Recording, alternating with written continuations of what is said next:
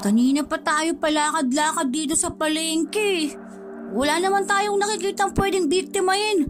Ang sakit na ng paa ko, ate. Paano tayo makakakita kung sa ibang bagay ka nakatingin? Basta hanapin mo lang yung bagong mukha dahil sila ang pinakamabilis manlinlang. Hindi na tayo mahihirapan kapag sumailalim sila sa hipnotismo. Tayong nagpapakahirap humanap ng masarap na pagkain, pero si Pinununtok mo lang naman ang nagpapakasarap sa kanila. Kaya lumalaki ang tiyan niya eh. Hindi kumikilos para sa sarili niya. Nakakatamad na kaya itong ginagawa natin. Bakit tayo? Nasisiyahan naman tayo sa dugo ng hayop ah. Hinaan mo nga yung boses mo, Crisanto. Mamaya may makarinig pa sa atin magaya tayo dun sa ibang akpi na pinarurusahan niya. Hindi ka pa ba nadadala kapag itinatali tayo para pagtawanan? Bakit? Totoo naman ah, diba? Tayo naman ang bumubuhay sa kanya. Magagalit pa yun kapag hindi masarap ang ipapakain sa kanya. Ang arte niya kaya. Gusto niya yung matamis sa dugo at malambot na laman. Ang hirap kayong umalap ng ganon. Basta sumunod na lang tayo. Wala rin naman tayong magagawa eh. Bilisan mo na dyan. Marami pang tao banda ron. Baka may mga bagong salta rito. Nagpatuloy maglakad ng magkapatid patungo sa lugar kung saan mas maraming tao sa plaza. Isang beses sa loob ng 1 linggo nila ito ginagawa. Ayon na rin sa pinag-uutos na Pinunong Tukmol, ang pinuno ng tribo ng mga Aghoy. Sila ay klase ng mga aswang na ilan lamang ang bilang ng lahi na matatagpuan sa tagong bahagi ng kabundukan ng Mindoro. May nakita ka na ba? Pumili na lang muna siguro tayo ng ibang pwede nating maging biktima. Tignan mo yung babae na yun. Mukha naman siyang masarap, di ba? Bata pa naman ang balat niya, kaya malambot pa yan. Mukha rin namang marami pa siyang dugo. Masisiyahan na dyan ang pinuno. Duda ako dyan, ate. May mga marka ng tinta ang balat niya eh. Yan pa naman ang pinakaayaw ni Pinunong Tukmol. Nawawala raw kasi ang tamis ng dugo kapag nahahaluan na ng tinta. Paano kung bata na lang? Tignan mo yung isa roon, parang wala siyang kasama. Kaso, kawawa naman siya. Ang bata-bata pa niya para mamatay. Pumili na lang tayo ng iba. Nagpatuloy sa paglalakad ng magkapatid sa palengke upang makahanap ng mabibiktima. May nakita na ako, ate. Pakiramdam ko, bago lang yan dito. Ngayon ko lang siya nakita eh. Saan? Yun bang babae na nakakulay dilaw? Mukha naman niyang matanda. Parang nasa 40 na yan eh. Makunat na ang balat niyan tapos mamaya mapakla pa ang lasa ng dugo niyan. Ano ba talagang gusto mo, ate? Ayaw mo nung mas bata. Ayaw mo rin nung matanda. Ang gulo mo naman. E anong oras na kaya? Baka mamaya tayo na naman yung huling makakarating. Paparusahan na naman tayo. Sige na nga, pwede na yan. Ako nang gagawa ng hipnotismo sa kanya. Sasadyain ko siyang mabangga para kapag nahulog ang mga hawak niya, tutulungan ko siya. Doon ko isasagawa ang hipnotismo. Magabang ka lang dyan, ha? Pakunwari pang nakatingin sa malayo si Criselda para maging madali lang sa kanya na mabangga ang babaeng kasalubong.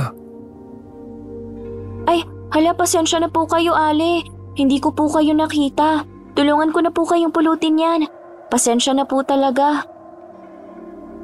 Nang mapatingin sa kanya ang ginang, sinamantala na ng dalagitan na isailalim sa kapangyarihan niya ang babae upang madali niya itong mapasunod sa kanyang mga nais. Tapos ko na siyang mahipnotismo. Bilisan na natin para madala na natin siya sa ating pinuno. Nang masiguro nilang walang ibang nakapansin sa kanilang ginawa, dinala na nila ang kanilang magiging alay sa kanilang tribo. Nang sumapit na ang gabi, nagtipon-tipon sila sa gitnang bahagi ng mga kabahayan. Mabuti naman nakaabot pa kayo. Akala ko itatali na naman namin kayo sa puno at pagtatawanan. Yan ang akala nyo. Dahil meron kaming naiuwi na mas masarap kesa sa bitbit nyo. Talaga ba? Alin ba dyan? Yan nag-iisang matandang babae? Nakita nyo ba kung gaano karaming binitbit ko para kay Pinunong Tukmol? Ang yabang mo naman. Palibasa hindi ka naaawa sa mga tao. Manahimik ka lang, bata. Halata namang wala kang alam ng ate mo eh. Hindi ko alam kung ba't nandito pa rin kayo sa tribo eh. Wala naman kayong pakinabang. Lalo ka na. Hindi ka pa dumarating sa hustong edad para maging isang ganap na aghoy. Ang yabang mo naman. Palibhasa, hindi ka naaawa sa mga tao. Huwag kang masyadong mayabang, Tupi.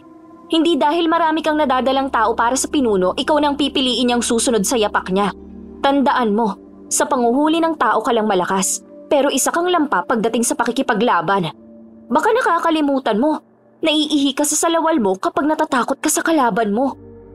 Aba, matapang ka ha? Ano ba? Bitiwan mo nga ang ate ko! Kalalaki mong tao, pumapatol ka sa babae! Isa ka pa! Gusto mong pagbuling ko kayo ng ate mo? Natigil lamang si Tope sa pangaasar sa magkapatid matapos na magsalita ang kanilang pinuno. Sinisimulan na niyang sipsipin ang dugo ng mga taong dala ng mga alagad niya para sa kanya. Umiwas naman ang tingin ng magkapatid.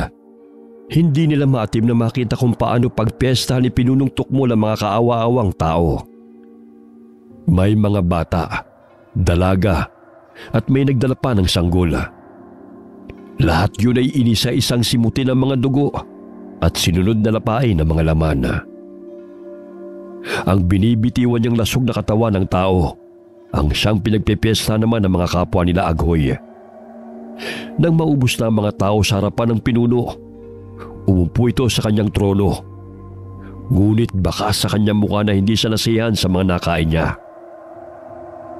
Hindi pa rin nakukuha ng kahit ilang laman ng aking kasiyahan. Wala sa mga dugo nila ang pumapawi sa aking uhaw. Ang dami na naman niyang kinain, oh. Hindi pa rin siya masaya. Masyado naman siyang patay gutom. Crisanto, ayan ka na naman. Manahimik ka na lang muna. Kasi, tingnan mo naman. Lahat ng taong dinala sa kanya, naubos niya eh. Tapos hindi pa siya kontento. May mahalaga akong ibabalita sa lahat. Sa nalalapit kong kaarawan, may isa akong pagsubok na ibibigay sa inyo. At ang sino mang makapagbibigay sa akin ito, siyang makakakuha ng trono na siyang susunod sa yapak ko na pamunuan ng ating tribo. Alam ko namang ako na makakagawa niyan. Ako lang naman ang pinakamagaling na Aghoy sa tribong to. Nagyabang na naman ng lampa. Ang sino mang makapagdadala sa akin ng isang tao na may pinakasariwa, pinakamalinamnam at pinakamatamis na dugo na siyang makakapawi ng uhaw na nararamdaman ko, ang mabibigyan ko ng karangalan na maging susunod na pinuno ng ating tribo. At ang sino man na sasali sa paligsahan na hindi makapagbibigay ng kasiyahan sa akin ay papatayin ko. Sasali ba tayo, ate? Hindi ko alam. Ilang linggo na lang ay kaarawan na ng ating pinuno. Pero hindi ko sigurado kung makakaya ba nating maghanap ng taong gusto niya. Tingnan mo sila. Isa-isa na silang humihingi ng basbas mula kay Tandang Sorya. Isang palatandaan na sila isasali sa paligsahan. Ano, dito lang ba tayo? Natatakot ba kayong mamatay? Kaya ayaw niyo sumali? Mas lalo niyong ipinapakita na talunan kayong magkapatid. Hindi namin pinangarap na maging pinuno ng tribo na to. Kaya wala kaming panahon na makisali sa mga paligsahan na yan. Wala ka naman talagang kapasidad na mamuno eh. Pero kapag ako na naging pinuno ng tribo, kayo ang una kong ipapapatay. Ay, sandali lang. Paihirapan ko muna pala kayo bago ko kayo ipasunog. Tignan natin kung sinong magiging susunod na pinuno. Sinisigurado ko sa'yo na kapag ako yon, hindi kita papatayin. Pero pagdurusahan mong pagiging alipin, luluhod ka sa harapan ko at maninilbihan sa akin habang buhay. Mabibigat ang mga yabag ng dalaga habang naglalakad patungo kay Tandang Sorya upang manghingi ng basbas para sa pagsali niya sa paligsahan. Nais niyang ipakita kay Tope na wala siyang kinatatakutan at handa siyang manalo para sa trono. Kinabukasan, maagang nagising magkapatid at nagtungo sa paborito nilang pwesto sa tabing ilog. Bakit kasi sumali ka pa, ate? Ayan tuloy. Kailangan natin silang labanan. Saan naman natin hahanapin yung taong iaalay natin para sa pinuno? Hindi pa naman kita basta matutulungan. Lalo na hindi pa ako sumasapit sa edad na 15. Para sana makapagpalit ako ng anyo bilang Aghoy. Hindi ko alam. Basta maghanap na lang siguro tayo ng kung sino dyan. Magpalipat-lipat na lang tayo ng bayan. Buwisit kasing tupe yan eh. Kung hindi niya sana ako minaliit, hindi ko sana to pinoproblema. Tara na, maghanap na tayo. Hindi pwedeng may makatalo sa'yo. Kilala natin si Pinunong Tukmol. Kapag sinabi niyang papatayin niya, talagang ginagawa niya. Ilan na ba sa lahi natin ang pinaslang niya? Hindi ba? Pati mga magulang natin, siya rin ang pumatay dahil lang hindi maibigay ang dugong papawi sa uhaw niya. Wala pa yatang nakagawa nun. Lahat na ng klase ng tao na ibigay na sa kanya pero patay gutom pa rin siya eh. Teka, pagsipol ba yung naririnig ko? Hindi lang yun basta sipol, dahil simbolo yun ng pagsalakay. Hanapin natin kung saan yun nanggagaling. Halina, bilisan mo riyan. Nagmadali ang magkapatid na sundan ng pinanggagalingan ng pagsipol. Bilisan mo namang tumakbo, Crisanto. Malapit na tayo dahil lumalakas na ang ingay ng sipol. Sandali ate, dito na lang tayo. Hindi natin sigurado kung kanino yun nanggagaling. Dito ka lang. Ako nang aakyat sa puno. Hintayin mo ako. Natigilan sa pagsasalita si Criselda nang makarinig siya ng ingay. Doon nanggagaling yung ingay ate. Tara na, tingnan natin kung ano yung nahulog doon. Dito ka lang sa likuran ko. Baka biglang may umatake sa atin. May nakikita ako. Isang babaeng nakahandusay at walang malay. Mukhang nahulog siya galing sa itaas ng bundok. Ano pang hinihintay natin ate? Lapitan na natin para makita natin kung sino yan. Ako nang titingin sa kanya. Dito ka lang sa likod ng puno. Huwag kang aalis hanggat hindi ko sinasabi. Masyadong delikado dahil maaaring isa lamang tong patibong. Huwag kang makulit ha. Diyan ka lang. Maingat na naglakad ang dalagita palapit doon. Sino naman kaya ito? Buhay pa kaya siya? Taas ng pinagbagsakan niya. Buhay pa siya, pero ang dami niyang galos sa katawan. Ano na ate? Tao ba yan o kalahi natin? Tao siya at buhay pa siya. Anong gagawin natin sa kanya? Pwede na ba ako lumapit ate? Sandali! May nararamdaman ako sa paligid. Diyan ka lang! Tumama ang pana sa isang puno malapit kay Criselda. May ibang tao sa paligid. May nagpakawala ng pana. May umaatake sa atin. Agad na nagpalit ng anyo si Criselda. Lumabas ang matatalim niyang pangil at ang mahahaba niyang kuko. Namula rin ang kanyang mga mata kung saan mas naging agresibo ang galaw niya upang maramdaman ang sinumang nasa paligid. Maliksi siyang gumapang paakyat ang bundok kung saan muling may nagpakawala ng pana na agad naman niyang naiwasan. Dahil doon nalaman niyang kinaroroonan ng taong umaatake. Tumakbo si Criselda papunta roon. Natagpuan niya ang isang lalaki na kulot ang buhok at may suot na malaking medalyon. Kung titignan, hindi sila nagkakalayo ng edad. Nang akma niyang sasakmalin ng lalaki, may tumamang pana mula sa likuran niya. Sa pagbaw ng pana, agad siyang bumagsak sa lupa. Nakakuha naman ang pagkakataon ng lalaki na makatakbo palayo. Naramdaman din ng dalaga ang pag-alis ng mga taong nagtatago sa paligid ng kabundukan. Ow! Mukhang malalim ang baon ng pana sa likod ko. Si Crisanto! Nagmamadaling tumalon pababa ang dalagita dahil na rin sa pag-aalala sa kanyang kapatid. Crisanto! Nasaan ka? Crisanto! Ate, nandito ako. Halika rito. Ano nangyari sa'yo? May sugat ka sa likuran mo. May nakasagupa akong mga tao, pero iisa lang ang namukhaan ko. Mabuti naman ate, nakaligtas ka. Naku, hindi ko alam ang mangyayari sa akin kapag nawala ka pa. Bakit kasi sumugod ka pa sa kanila? Ano ka ba? Huwag kang umiyak dyan. Buhay pa naman ako eh. Anong nangyari dun sa babae? Nagising na ba siya? Nagising na siya, pero nahimatay ulit. Ginamitan ko na siya ng hipnotismo para kung ano mang mangyari, wala siyang magiging kawala sa atin. Anong balak mong gawin sa kanya? Ang dami niyang sugat. Dapat na natin yung magamot agad bago pa man lumala. Dalhin natin siya sa bahay, pero dapat walang makaalam sa nangyari. Hindi ko alam kung sino yung mga tinatakasan niyang taong humahabol sa kanya.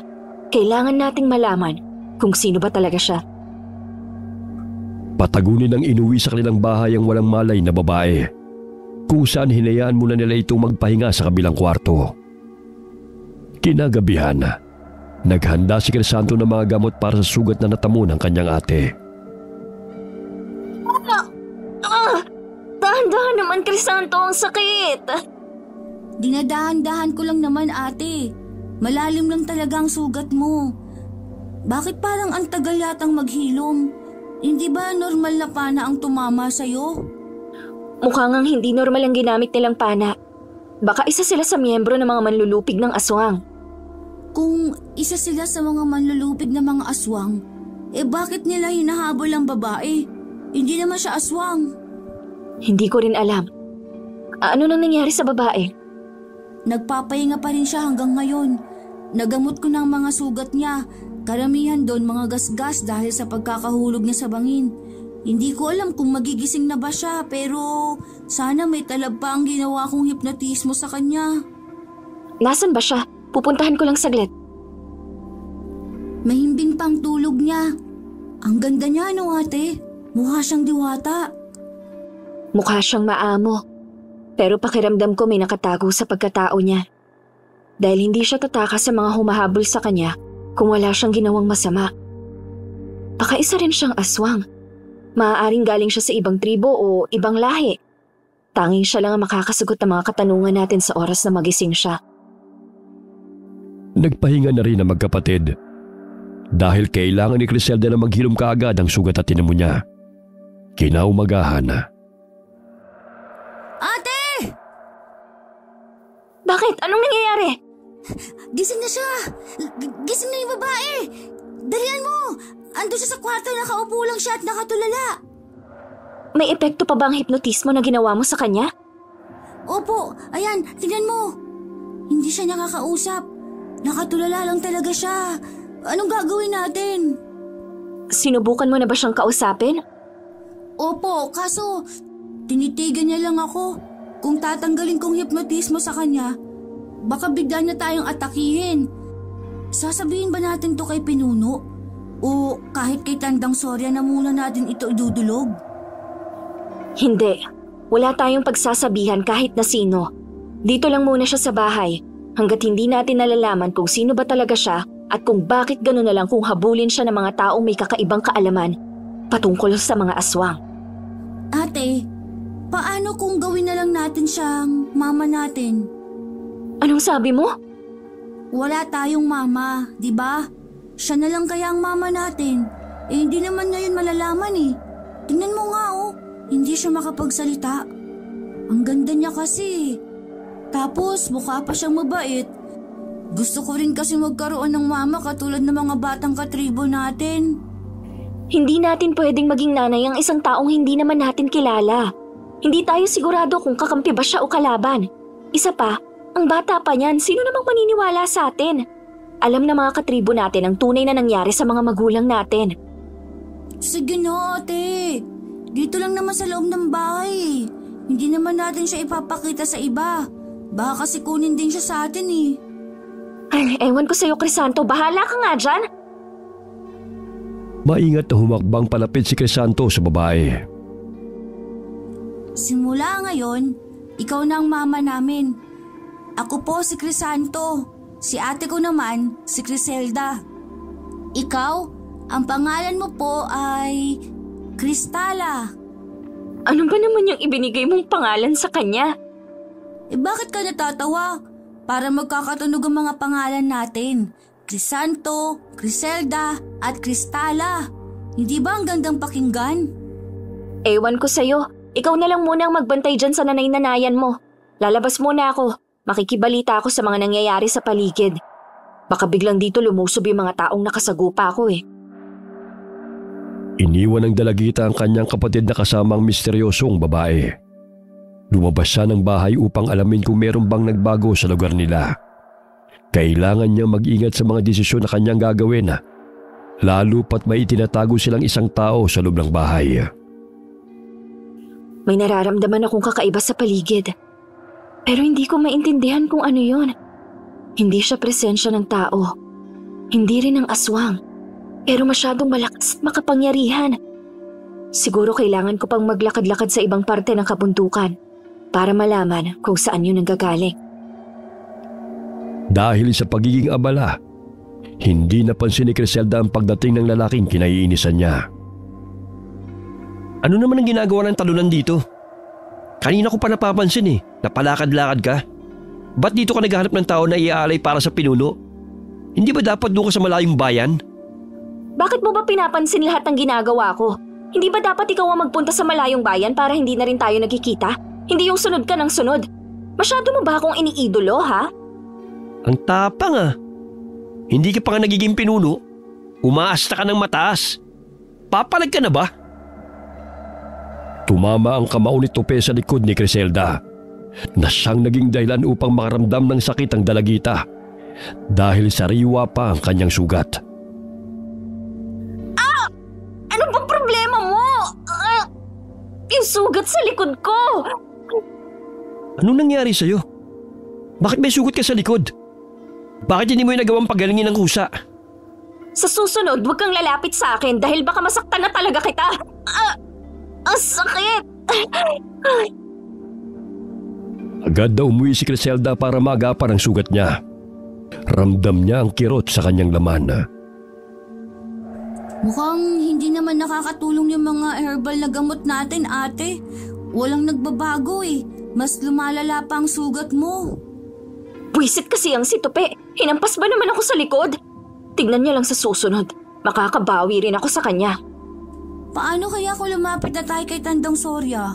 Hindi ba magaling siyang manggagamot? Alam mo naman na hindi ako gagamutin nun. Ang ginagamot niya lang ay yung mga malalakas na miyembro ng tribo natin. At hindi tayo kasama doon. Wala nga tayong ambag Sige na, lagyan mo pa ng gamot. Sandali lang ate, magdidikdik muna ako ng mga dahon. Maliliit na hakbang ng bata palayo ang siyang maririnig sa kanilang kahoy na sahig. Ngunit saglit lang din ay nakaramdam ng paglapit ng isang tao sa likuran si Criselda. Ang bilis mo naman yatang makabalik. Akala ko ba magdidiktik ka pa ng mga dahon? Teka, Crisanto, dahan-dahanin mo naman. Aray, ano ba? Teka, nasasaktan ako. Huwag mong ikuskus ng ganyan ng dahon ng hapde. Hindi nagagaling ang sugat kung mahinhin mong aalagaan.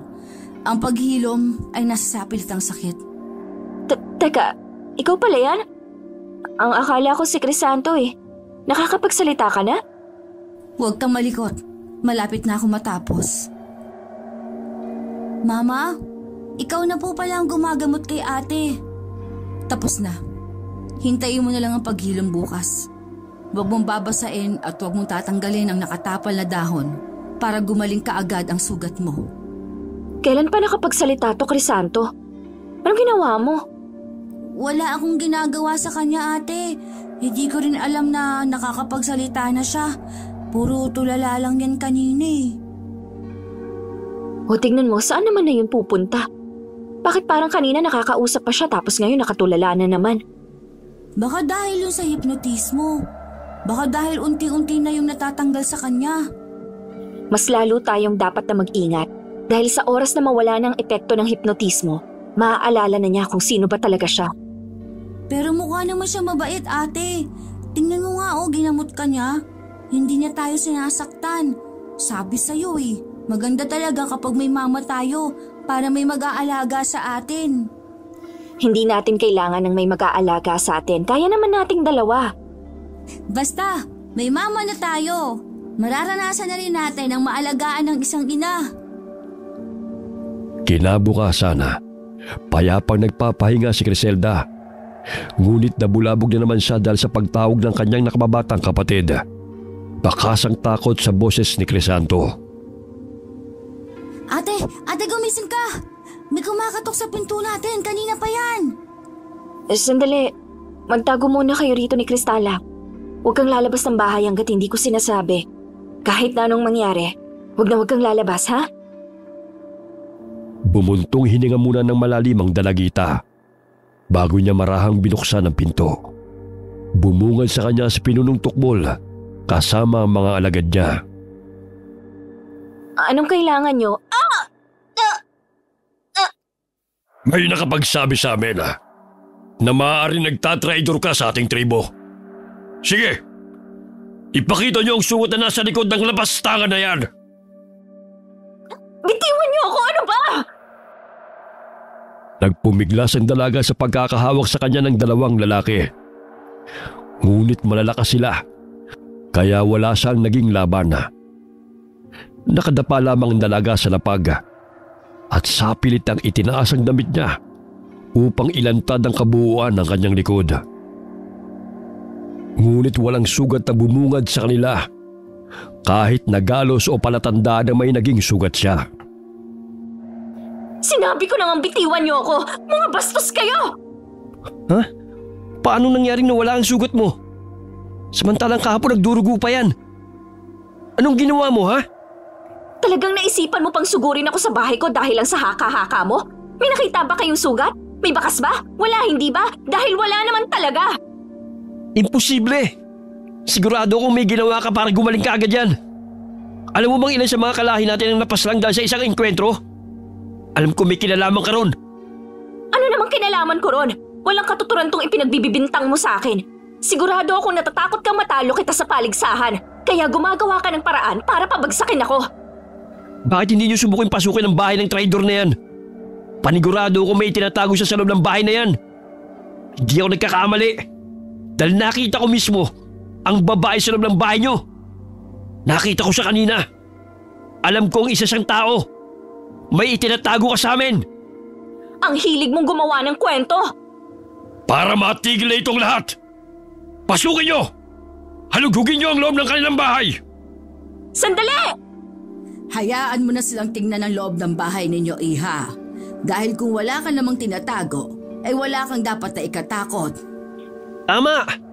Kung alam mong walang mali sa loob ng bahay niyo, hayaan mong malayang pasukin niya ng mga alagad ng ating pinuno. Tumututol ka na ba sa utos niya? Sinisigurado ko sa yung pagbabayaran mo tong ginagawa mo sa amin. Naku, nasa loob silang dalawa. Sa oras na malaman nilang may itinatago kaming tao, hindi ko alam kung anong gagawin nila sa amin. Kailangan ko itong mapigilan. Pero paano? Nasa loob na sila ng bahay at naghahalughog. Mabilis ang kabog ng dibdib ni Criselda habang nakatingin sa loob ng kanilang bahay. Alam niyang sa mga oras na ito, makikita ng lahat ang malaking sikreto nila. Mukhang may nakita sila sa loob. Nako, kinakabahan ka na ba, Criselda? Nakita nila kami, ate! Itinulak ng mga aguhoy sina Crisanto at Cristala na naging dahilan upang bumagsak sila sa lupa. Nakita niyo na? Nagsasabi ako ng totoo. May tinatagong tao sa loob ng bayang magkapatid na yan. At alam nating lahat na ipinagbabawal yun sa ating tribo. Ang sino mang mahuhuli na lalabag sa patakaran ay papatayin. Isa siyang napastangan na traidor. Ano ang ibig sabihin ng mga ginawa mong ito, Criselda? Tumatalikod na ba kayo sa patakaran ng ating pinuno? Alam ninyong kaparusahan sa mga sumusuway sa kautusan. Kamatayan ang ipinapataw sa mga traidor. Ano pang hinihintay nyo? Dapat lang siyang parusahan. Patayin ang babae na yan. Hindi nyo kami pwedeng saktan. Dahil ang babae na yan ay parte ng paligsahan. Para sa paghahanda namin sa nalalapit na kaarawan ng ating pinuno. May sinabi ba sa patakaran ng paligsahan na hindi namin maaaring alagaan ang ihahain kay Pinunong Tukmol? Gusto naming maging sariwa, masarap, at malinamnam ang ibibigay namin. At wala akong nakikitang masama roon. Hindi po ba, Tandang Sorya? Humahanap ka pa ng palusot. Lantaran na ang kalapastangan na ginagawa nyo. Hindi nyo na ginalang ang ating mga kalahi. Bakit hindi si Tandang Sorya ang magdesisyon? Dahil pareho tayong may basbas mula sa kanya. Tama si Criselda. Walang palatuntunan na bawal alagaan ang isang tao na iaalay sa paligsahan. Kung ang babae na yan ang kanilang ibibigay at nais nilang alagaan ito para maging mas karapat-dapat sa pagkapanalo nila, walang pagtataksil na naganap. Hindi maaari. Harap-harapan na tayong niloloko ng babae na yan. Ni hindi niya ipinakita sa atin na meron na siyang nakuha para sa paligsahan. Kaya nga tayo sumali sa paligsahan. Kailangan natin maging matalino para manalo. At hindi ko kailangang ipaalam sa iyo ang mga hakbang na ginagawa ko dahil magkalaban tayo para sa trono. Tumigil na kayo! Napakabango ng amoy na nanggagaling sa babaeng yan. Gusto kong matikman kung gaano katamis ang dugo niya. Hindi pa yun maaari.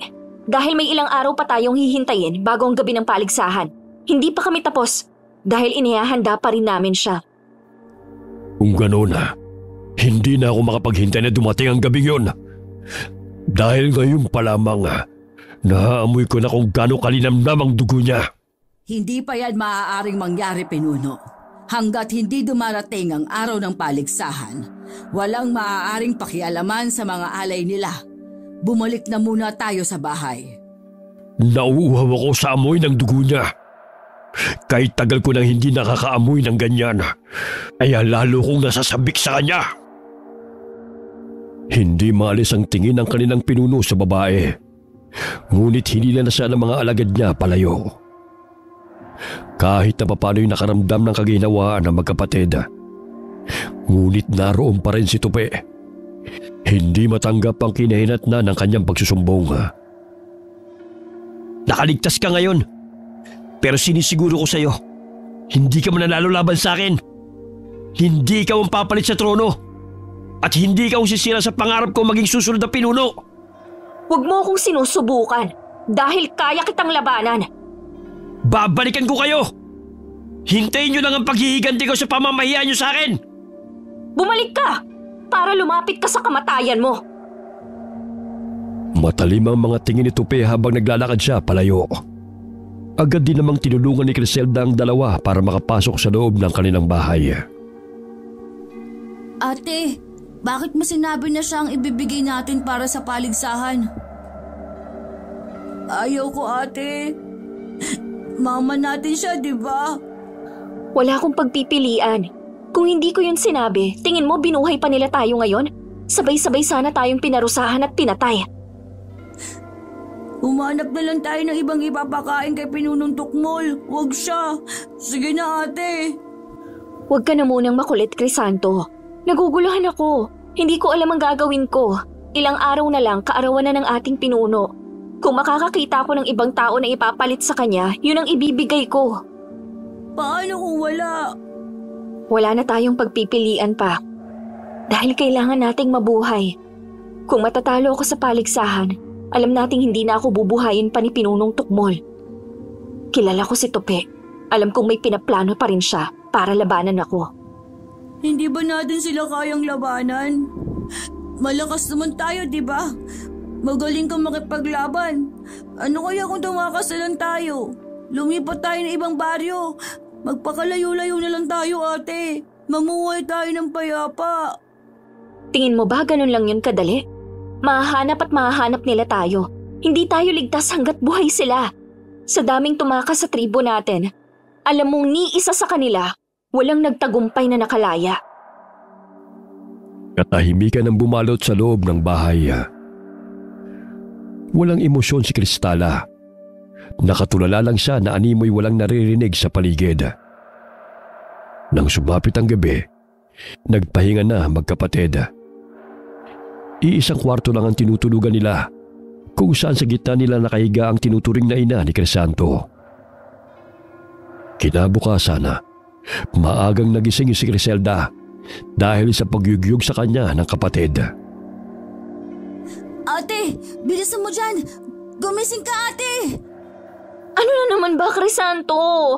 Bakit ba hilig mong manggising tapos palagi ka pang nagmamadali? Ano na naman bang nangyayari? Tingnan mo kasi yung nasa labas ng bahay natin. Bilisan mo dyan! Tumayo ka na! Teka, sandali, wag mo akong hilahin. Kakalakad naman ako. Tingnan mo, ate, oh. Hindi ba? Sila yung mga kaibigan ni Tupi. Anong nangyari sa kanila? Bakit nakabulagta ang mga bangkay nila sa labas ng bahay natin? Teka, alam na ba ito ni na Tandang Sorya? Hindi ko alam, ate. Pero nakita ko yan kanina paggising ko. Bala ko sanang lumabas para umanap ng prutas na kakainin ni Mama. Kaso yan ang bumungad sa akin. Nasaan si Cristala? Nasa kusina siya, ate. Yung mga natirang pagkain niya kahapon, yun na lang nga ipinakain ko sa kanya. Kaya nga, maaga akong gumising para makahuli rin ako ng hayop na kakainin natin ngayon eh. Diyan ka lang, ako nang lalapit sa mga bangkay nila. Maingat na nilapitan ni Criselda ang mga katawan. 3 kaibigan ni Tupe. Kung umatake sila sa bahay kagabi, paanong hindi ko yun naramdaman? Namatay sila.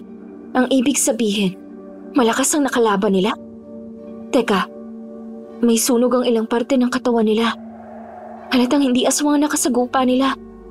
Kung hindi aswang, ano?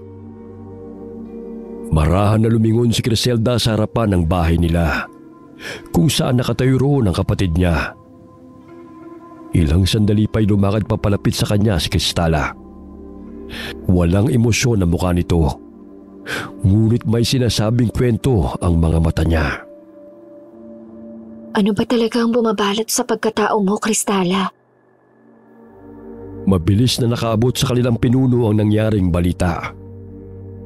Kaya tinipon ng mga katawan ng mga kaibigan ni Tupe at tanging si Criselda lamang sumama upang iulat ang buong kwento.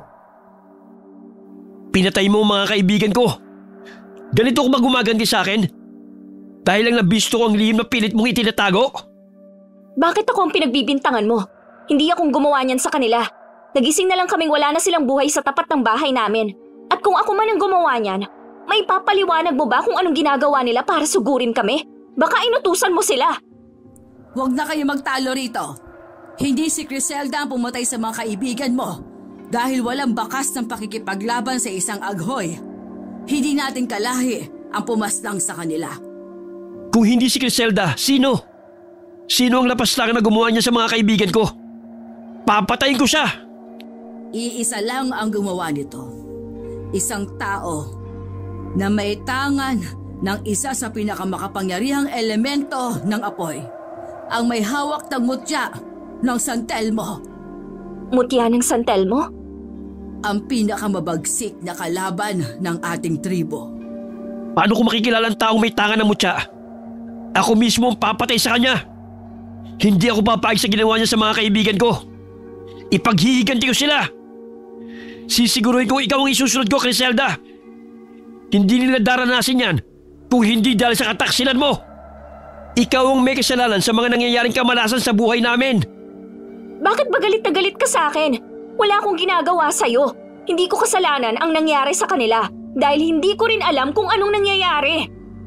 Kung hindi kami ligtas sa kamay ng mga katribo natin, mas lalong hindi kami magiging ligtas sa kamay ng taong may tangan ng mutya. Simula ngayon, lahat ng taong hawak ninyo sa inyong mga tahanan ay dapat ninyong isuko sa amin. Magkakaroon tayo ng masusing pagsusuri sa bawat miyembro ng ating tribo. Dahil malakas ang pakiramdam kong narito siya sa paligid. Pinakakawalan niya ang kapangyarihang meron siya upang ubusin ang sinumang kaanib ng ating tribo. Dapat nating siyang maunahan bago niya tayo mapatay.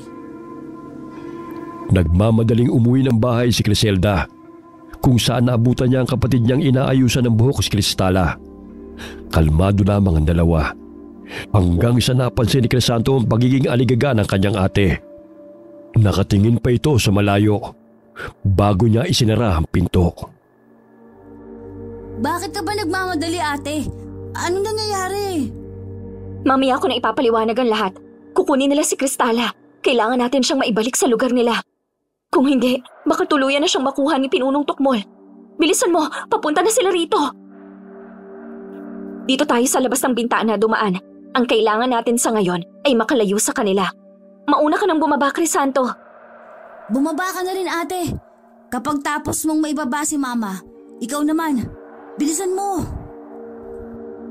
Hindi na nagawa pang makakilos ni Criselda nang biglang bumukas ang pinto at bumungad sa kanila ang maraming aghoy. Kasama na roon si Tandang Soria at Tupe. Bilisan nyo! Tumakbo na kayo! Paano ka, ate? Sumama ka na sa amin. Susunod ako! Bilisan nyo na! Ano ang ibig sabihin nito, Criselda? Tunay ngang nagtataksil ka sa ating tribo. Mukhang mas pinipili mo pang iligtas ang tao na yan kaysa sa lahi mo. Dahil wala siyang kinalaman sa kung ano man ang nangyayari. Inililigtas ko lang siya laban sa kasamaan niyong lahat. Hindi mo siya maililigtas dahil isa siyang tao. Hindi alaga ang katulad niya, kundi pagkain. Kahit pamahalin ninyo siya at tanggapin, hindi pa rin maaalis ang katotohanan na isa pa rin kayong aswang at ang tao ay pagkain lamang natin. Kayo lang ang kumakain ng tao dahil kaya naming mabuhay sa dugo ng hayop. Kaya utang na loob, palayain niyo na kami! Huwag kang mag-alala, Tandang Sorya. Ako nang tatapos sa babae na yan. Matagal na ako nagtitimpi. At ngayon alam ko na mabibigyan niyo ko ng basbas para paslangin siya. Mas mainam na habulin niyo na lang ang paslit. At kayo na ang bahala kung papatayin niyo siya. Hindi pa nakakapagsalita si Criselda. Sinugod na siya ni Tupe. Kung saan kagad silang nagpalit ng anyo. Ngunit nahawakan siya ng binata at malakas na ibinato na siyang naging dahilan upang tumago siya sa pader ng kanilang bahay. Ang ibang mga kasama naman nilang aghoy ay nagtungo sa lokasyon na pinagtakbuhan ni Crisanto. May ilang naiwan kasama ni Tupe. Ang mga kaibigan niyang malaki rin ang galit sa dalaga. Matagal ko nang gustong gawin to. Sa wakas, may pagkakataon na ako para patayin ka. Matapang ka dahil ang kakampi mo sila.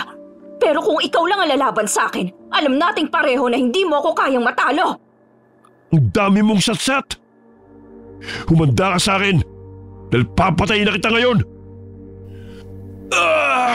Anong ginawa mo sa mukha ko? Sinabi ko naman sa'yo noon pa man, hindi mo ako matatalo dahil isa kang lampa. Magpasalamat kang bumaon pa lang ang mga kuko ko sa pangit mong mukha. Ano bang hinihintay nyo? Sugurin nyo siya! Sinugod ang dalaga ng higit sa 10 aghoy. Maliksi at malalakas sila. Pinagtulungan nila si Criselda. Ngunit may kakaiba ring katangian sa pakikipaglaban ng dalaga. Kaya nagagawa niya makaiwas at matalo ang ilan. Ngunit higit na mas marami sila. Kaya hindi maiwasan na madaplisan siya ng matatalim nilang mga kuko. Nakadagdag yun sa panghihina ni Criselda.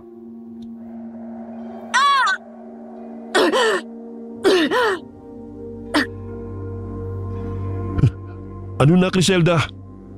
Bumagsak ka na. Hindi mo na ba kayang bumangon? Papatayin pa kita!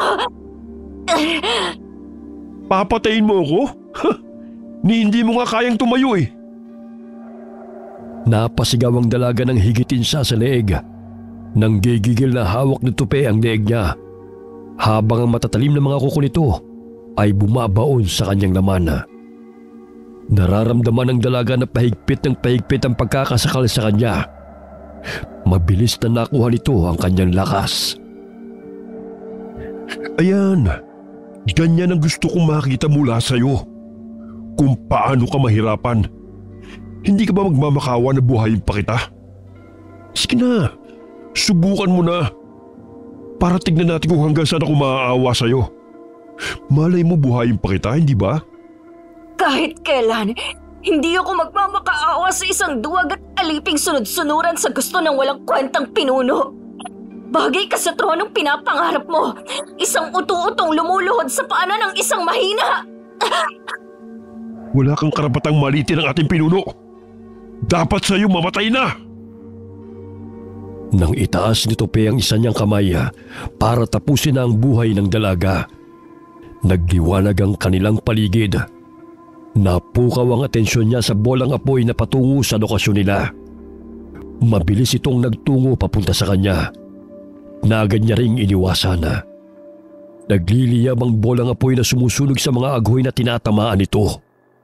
Ang ibang nakakita sa San Telmo ay nagtakbuhan na palayo. Hindi nagawa ni Tupeng patayin si Criselda dahil inuna niyang iligtas ang kanyang sariling buhay laban sa bolang apoy.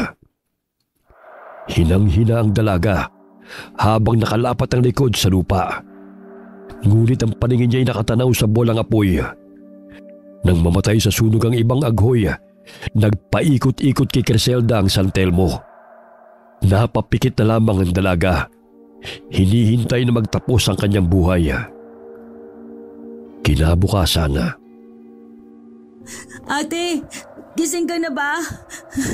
Ate, gumising ka na. Nasaan tayo? Teka, paano mo ako nakita? Buhay pa ba ako? Ate, mabuti naman maayos ka na. Alam mo bang ginamot ni Mama mga sugat mo? Ate, huwag kang lalayo sa akin ha. Sandali nga lang, Crisanto. Nasasakal naman ako sa pag-iakap mo sa akin. Nasaan ba tayo ngayon? At paano ako napunta rito? Ang huli ko naaalala, nakikipaglaban ako kay Tope. Tapos may nakita ako. Tama, yung sinasabi ni Tandang Soria. Yung bolang apoy. Hindi ko alam ang sinasabi mo, ate. Nung naitago ko na si Mama palayo sa mga humahabol sa amin, binalikan kita. Naabutan kitang walang malay sa labas ng bahay. Binitbit kita at dinala rito. Ang akala ko nga napatay ka na ni Tope. Ate, tumakas na tayo. Lumayo na tayo sa kanila. Dahil alam naman nating traitor ng tingin nila sa atin. Kapag nakita pa nila tayo, papatayin na nila tayo. Sigurado ka bang wala ka nakitang bolang apoy nung nakita mo ako? Kitang-kita ng mga mata kong umiikot yun sa akin bago ko nawala ng malay. Yun ang dahilan kaya tumakbo si Tope. At kung bakit namatay ang ibang mga agoy na kalaban ko. Hindi na mahalaga yun. Ang mahalaga na buhay ka.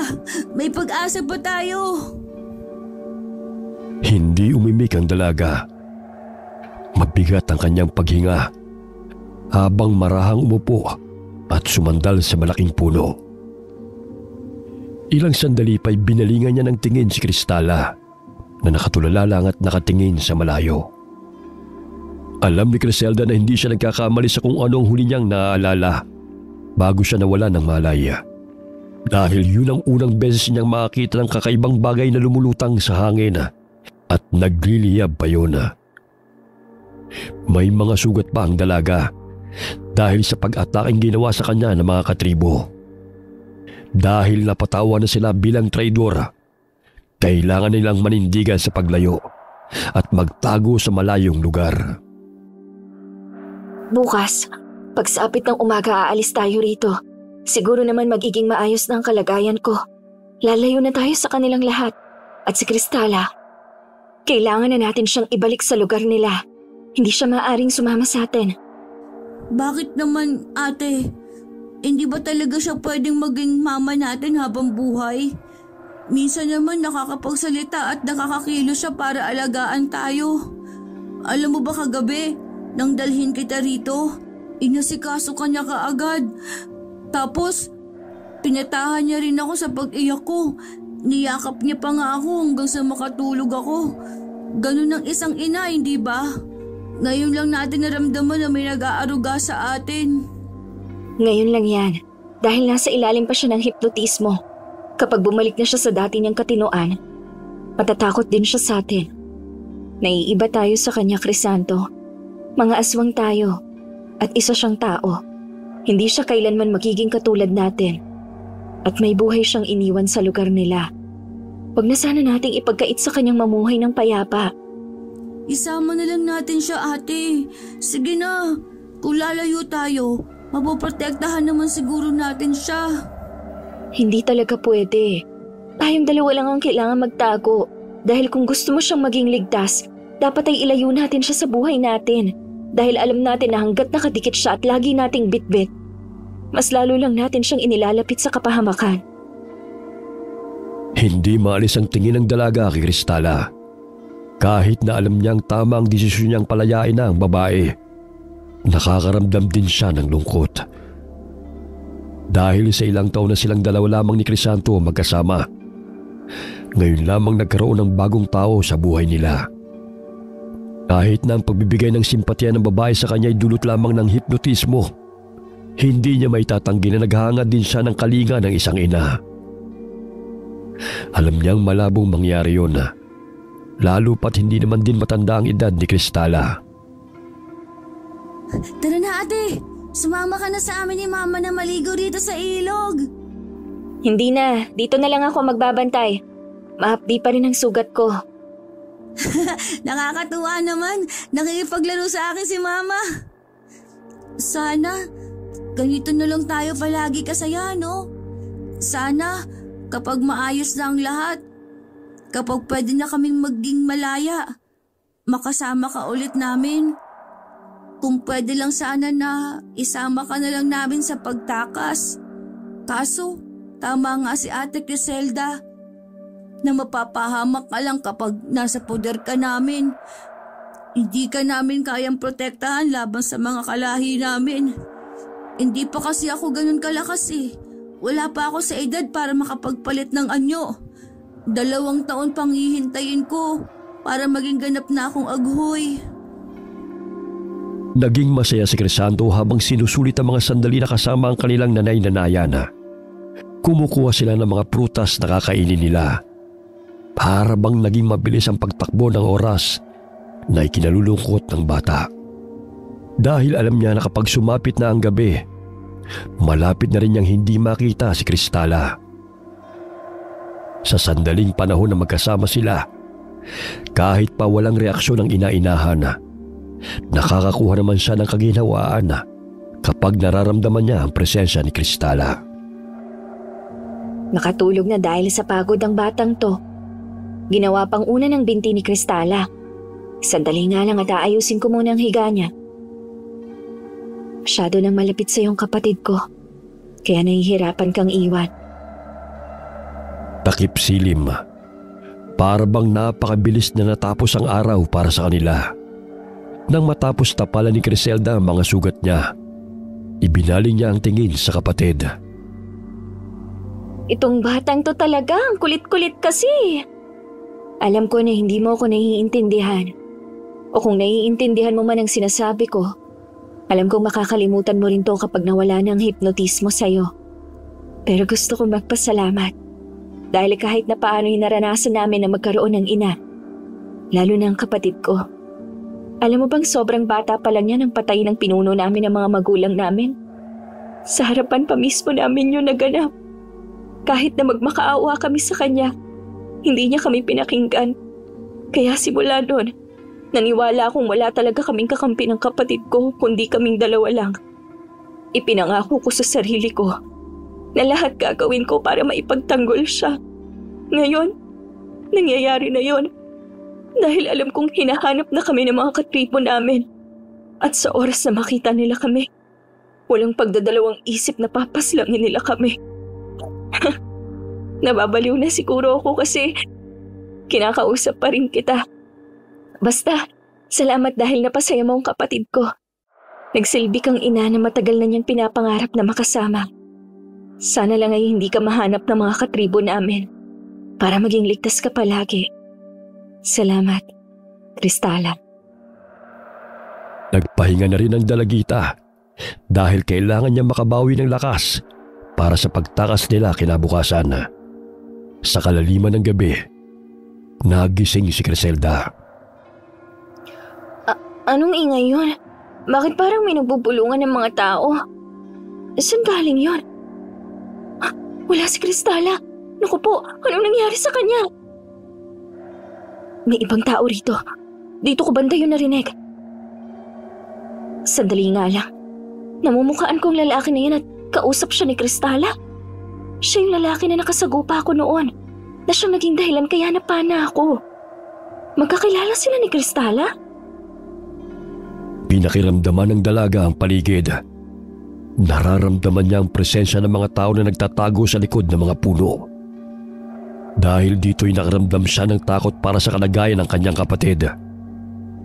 Narinig pa niya ang sinabi ng lalaki na kukunin silang dalawa at gumagawa na sila ng hakbang sa pag-atake. Narinig rin niya kung paano magsalita si Cristala ng diretso. Hindi katulad kapag kasama sila na palagi lamang nakatulala. Ay, buisit naman. Bakit mali pang naapakan ko? Nadulas tuloy ako. Ay. Criselda? Huwag ka nang lumapit sa akin. Alam ko ng buong katotohanan. Hindi mo na kami maluloko ng kapatid ko. Alam mo kung ano yung masakit dito? Tinraidor mo kami. Anong gusto mong gawin sa amin ngayon? Gusto mo kaming ipahuli sa mga taong kasama mo? Isa kang mapanlinlang na tao. Siguro ginamit mo lang kami bilang kasangkapan sa mga plano mo. At napaniwala mo naman kami, lalong-lalo na ang kapatid ko. Hindi ako papayag na saktan mo siya. Dahil sa oras na galawin mo si Crisanto, handa akong mamatay para lang ipaglaban ang kapatid ko. Makinig ka muna sa akin, Criselda. Hindi ko kayo sasaktan. Lumayo ka sa akin! Huwag na huwag mo akong lalapitan. Baka hindi ko mapigilan ang sarili ko at masaktan kita. Mali ang iniisip mo. Hindi niyo ako kalaban.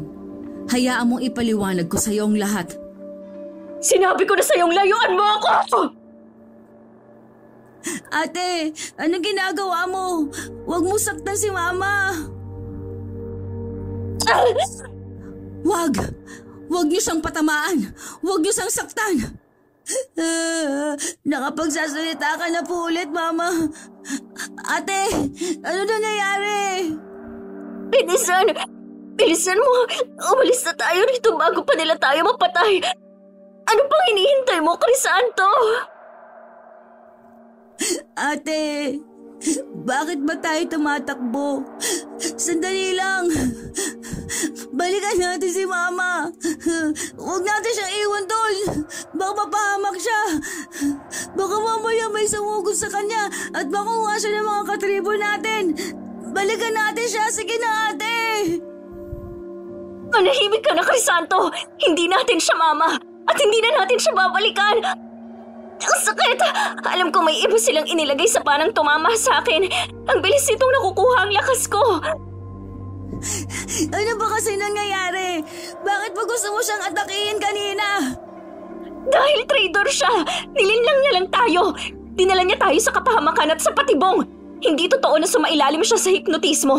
Nakita mismo ng sarili kong mga mata at narinig ko ang pakikipagsabuatan niya sa mga taong lumulupig sa mga aswang. Gusto niya tayong ipapatay sa kanila. Gusto niya tayong maging bilanggo ng mga yon. Kaya tigilan mo ng kaiiyak mo. Hindi kayo tinuturing na anak ng babae na yon. Ang gusto niya sa atin ay mamatay. Wala na tayong pagtataguan ngayon. Wala na tayong ibang pupuntahan dahil kapwa natin aghoy ang naghahanap sa atin. At ang mga kasabot ni Cristala na tao naman ang tumutugis sa atin. Tinraidor natin ang tribo para sa isang taong tinatraidor din tayo. Hindi ako naniniwala sa'yo, ate. Hindi totoo ang mga binibintang mo sa kanya. Alam kong hindi niya yun magagawa. Pakiusap, ate, balikan natin si Mama. Sige, kung ayaw mo siyang balikan, ako ang pupunta sa kanya. Ililigtas ko siya. Bago pa man makatakbo si Crisanto palayo sa kanyang ate, umarang sa kanila ang maraming aghoy. Kasama na roon si Tupi, kung saan baka sa mukha nito ang galit. Ang mga mata nito'y nanlilisik habang nakatingin sa magkapatid. Nang lingunin ni Criselda ang paligid, napakaraming nag-aabang na mahuli sila. Akalain mo yun? Hindi pa rin pala kayo nakakalayo? Kasi hindi nyo naman talaga matatakasan kung ano mang katak sila ng ginawa ninyo sa tribo. Sandali, nasa na ang taong kasama nyo? Hindi ba't iaalay nyo siya bukas para sa kaarawan ng pinuno? Mukhang ibang paligsahan na ngayon. Dahil kung sino na ang unang makakapatay sa mga traidor. Dito ka lang sa tabi ko, Crisanto. Huwag mong sasaktan ang kapatid ko. Hayaan niyo na kami magpakalayo-layo kung wala naman kami nagiging pakinabang sa tribo. Akalain mo yun? Nabuhay ka pa pala? Hindi ko akalain na magiging mas matapang ka ngayon. Ano ba bang pinaglalaban mo, Criselda? Wala ka ng takas sa amin. Dahil alam mong walang nakakalabas ng tribo. Kung gusto mo makawala, dalawa lang ang pagpipilian mo. Ang patay ng namumuno o ang mamatay ka. At ngayon, alam ko nang pinipili mo. Dakpin ang babae na yan! Kailangan natin siyang dalhin ng buhay at iharap sa ating pinuno. Makikipaglaban ako sa kanila. Kumuha ka ng paraan para makatakbo, ha? Huwag ka magpapahuli. Iligtas mo ang sarili mo. Huwag mo na akong babalikan kapag nakalayo ka na. Ako nang bahala sa kanila. Ayoko, ate. Ayoko maiwalay sa'yo. Paano kung patayin ka din at hindi na kita makita? Basta makinig ka sa akin.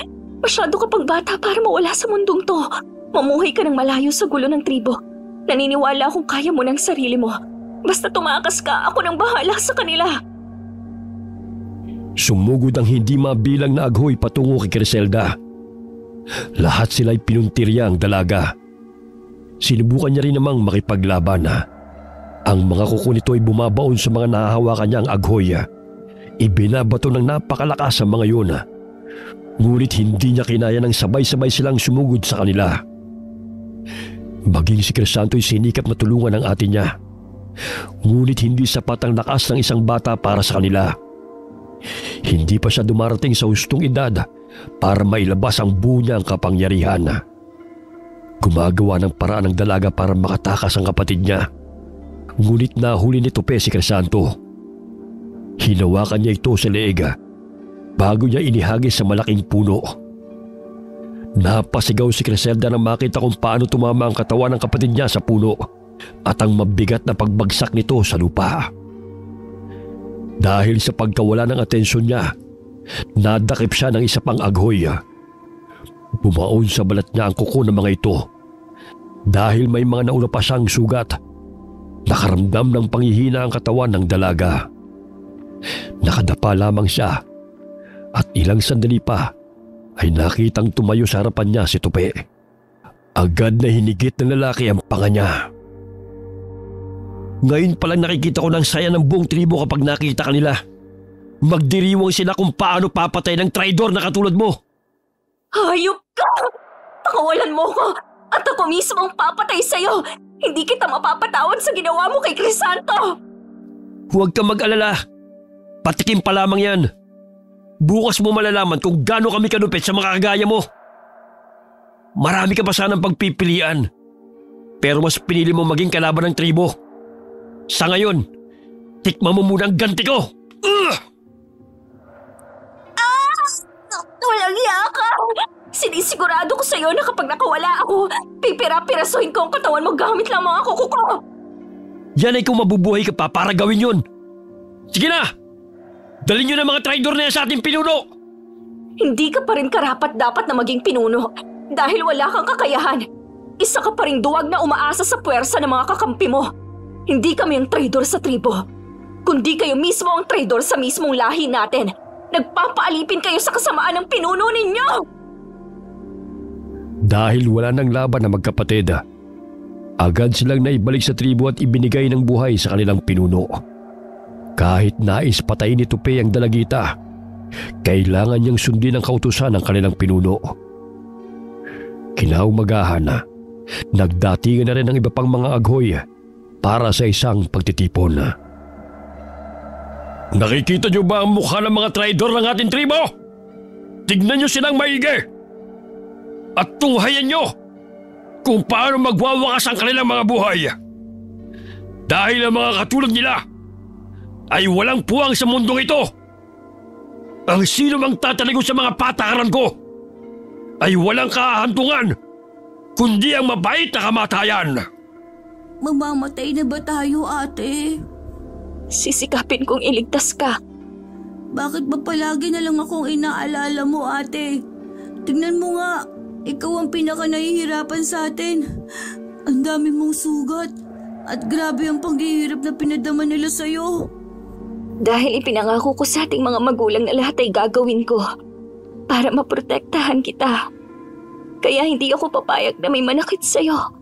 Kahit pa hanggang sa huling hininga ko, ipagtatanggol kita. Sa kaarawan ng ating pinuno, lilitisin ang mga traidor. Sumunod lang sila sa yapak ng kanilang mga magulang. Ngayon, tama lang na maging kahihiyan sila sa tribo at iparanas sa kanila ang nararapat na kaparusahan. Ang mga balat nila ay unti-unting hihiwalay sa mga laman sa pamamagitan ng pagtapyas gamit ang ating mga kuko. Nakakadismaya lang dahil hindi ko natikman ang dugo ng babaeng dapat na iaalay sa akin. Ngunit hindi ako papayag na hindi ko siya makukuha. Manahimik na kayo! Hindi ba kayo napapagod na maging sunod-sunuran lang ng tukmol na yan? Ni hindi nyo man lang ba na itanong sa inyong mga sarili kung siya'y karapat-dapat na maging pinuno ng tribo? Na ang sariling kagustuhan lang niya ang palaging nasusunod? Tayong nasa iisang tribo ang dapat magkakakampi. Huwag na kayong magbulag-bulagan. Ginagawa niya tayong alipin niya! At talagang gusto mo kong galitin, ha? Ano? Masarap bang maramdaman ang aking mga kuko sa laman mo? Bitiwan mo ako! Nasasaktan ako! Maawa na kayo sa ate ko! Wala naman siya ginagawang masama! Nagsasabi lang siya ng totoo! Huwag kang mag-alala. Pareho niyong mararanasan ng sakit na tatago sa inyong mga kaluluwa. Sandali lang, Pinuno. Kung papatay niyo kagad ang dalawang yan, hindi ba't walang magiging saysay? Mas maganda kung may paparanas yung muna kay Criselda. Ang bagay na mas masakit kaysa sa pagbaon ng inyong mga kuko sa kanyang laman. Ano ang ibig mong iparating, Tope?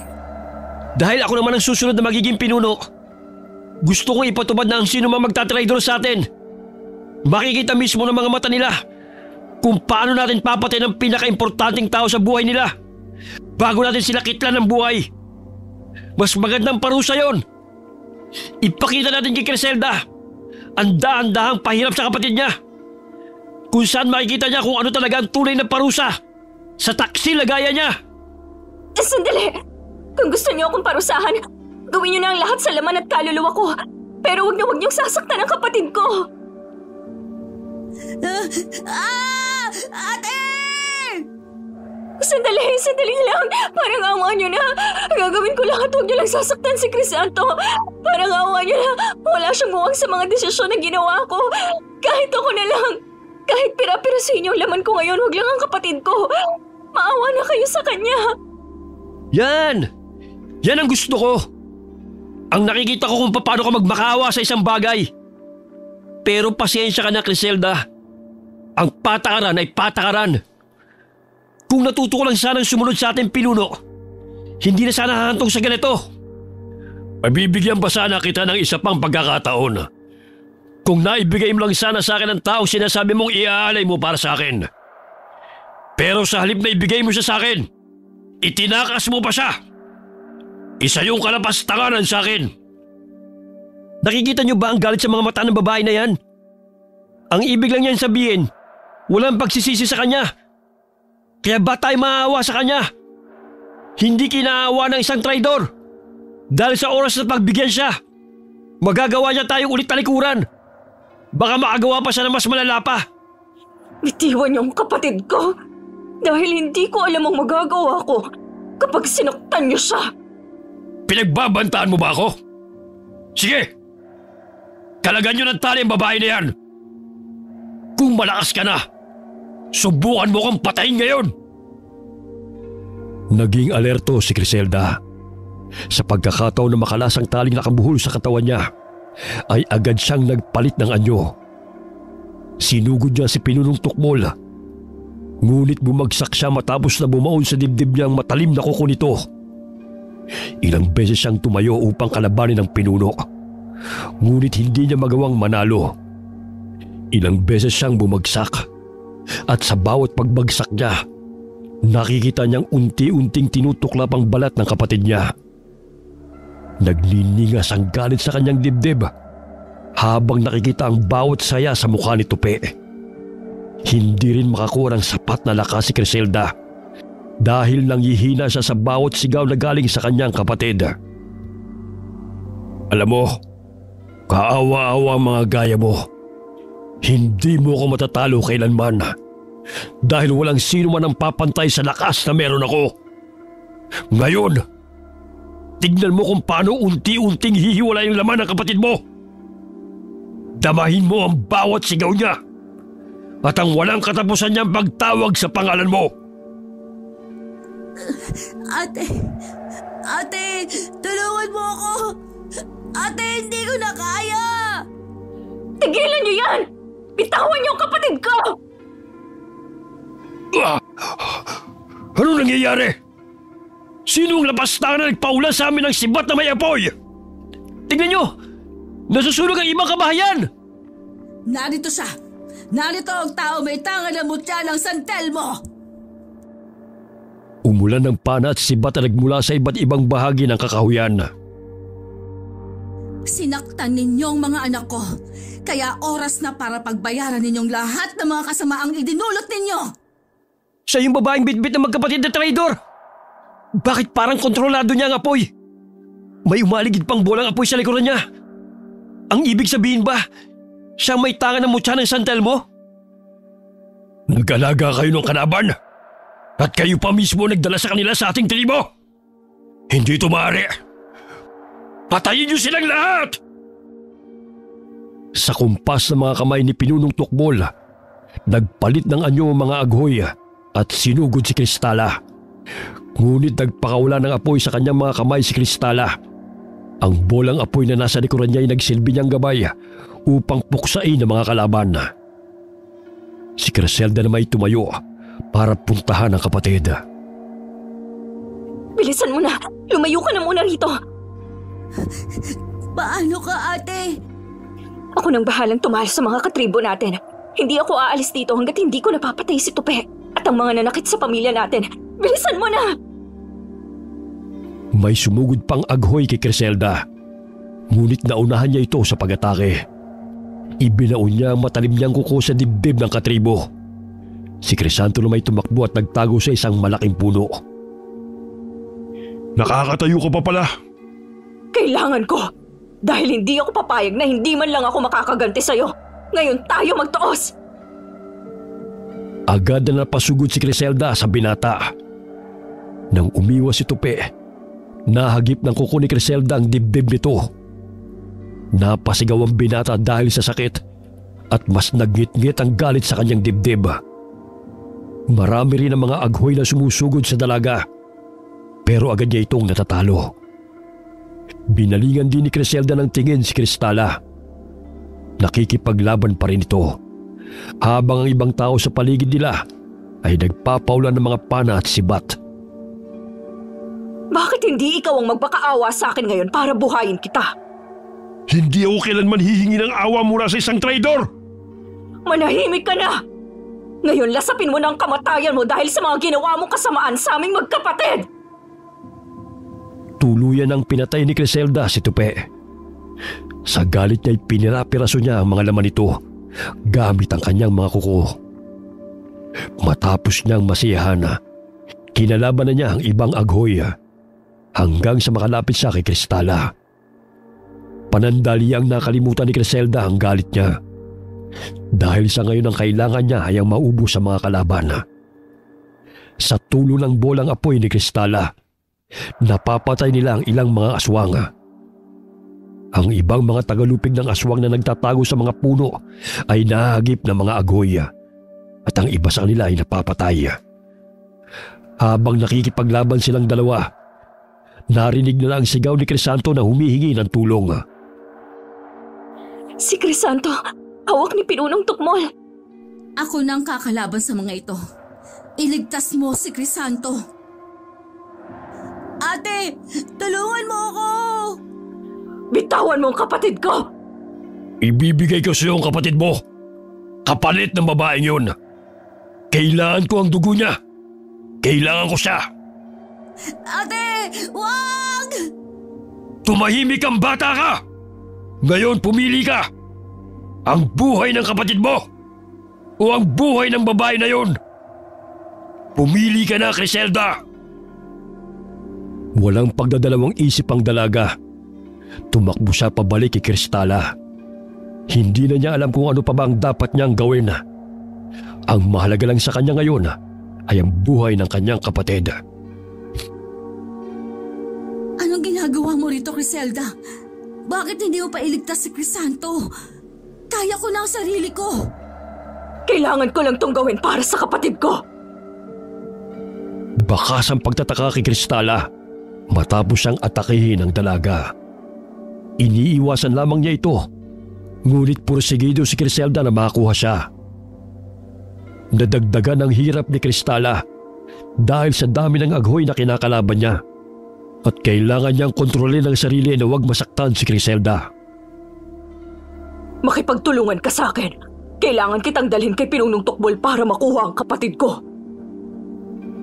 Doon lang mas naunawaan ni Kristala ang nais ng dalaga.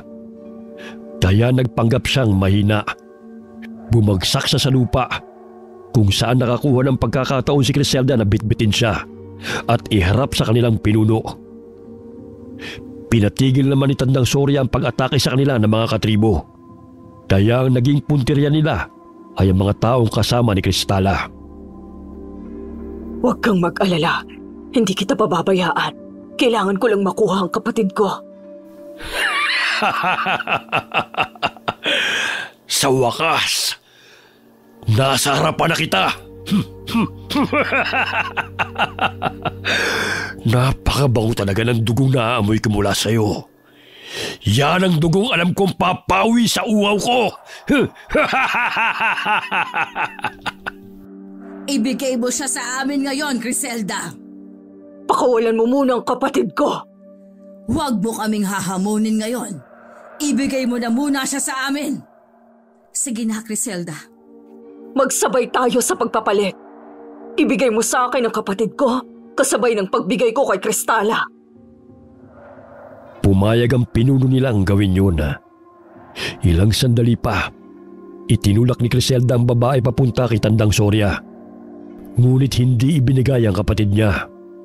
Kapos na sa paghinga ang dalaga dahil mas lalo niyang nararamdaman ang hapdi ng kanyang mga sugat. Ilang sandali pa itinulak ni Pinunong Tukmol si Crisanto. Ngunit kasabay noon ang pagpapalit anyo ng kanilang pinuno at nagtangka ng atakihin at patayin si Crisanto. Ngunit dali-daling hinarang ng dalaga ang sarili niya upang siyang tamaan. Para bang tumahimik ang kapaligiran nang tumagos ang matatalim na kuko ni Pinunong Tukmol sa dibdib ni Griselda. Ate! Ate! Kabayaran lang yan sa kataksilan na ginawa mo. Hayaan mo, magsasama-sama na kayo ng pamilya mo. Hintayin mo lang na makakuha ko ang dugo ng babae ito. Ibibigay ko ang pataw na kamatayan sa inyong magkapatid. Ang sama-sama mo! Sinuktan mo ang ate ko! Pinatay mo lang ang mga magulang ko! Tapos ngayon ang ate ko naman ang gusto mong isunod! Hindi ako papayag na sasaktan mo rin pati ang mama namin! Hindi mo siya makakain! Hindi ako papayag!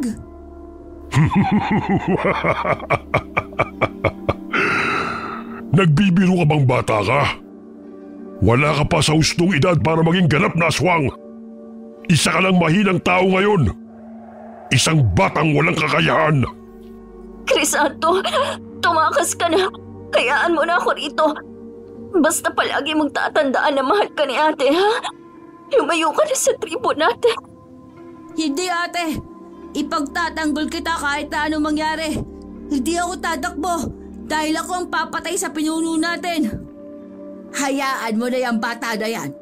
Bago pa man makawala ang tao na ito, sip-sipin mo na ang dugo niya. Umalis ka na, Crisanto. Tumakbo ka na palayo. Hindi ako papayag na sa pangalawang pagkakataon. Matutunghayan ang mga mata ko kung paano niyo papaslangin ang mga mahal ko. Lalaban ako! Bata ka pa, Crisanto. Wala kang laban, wala kang lakas. Hindi nakinig si Crisanto. Binitiwan ng malilit niyang bisig ang kanyang ate. Tumayo siya na puno ng determinasyon at tapang sa sarili. Ilang sandali pa'y lumakas ang hangin. Nagdilim ang kalangitan. At ang mga apoy na nasa paligid ay nagningas ng napakainit. Doon ay nakaramdam ng pagkabahala si Tandang Soria.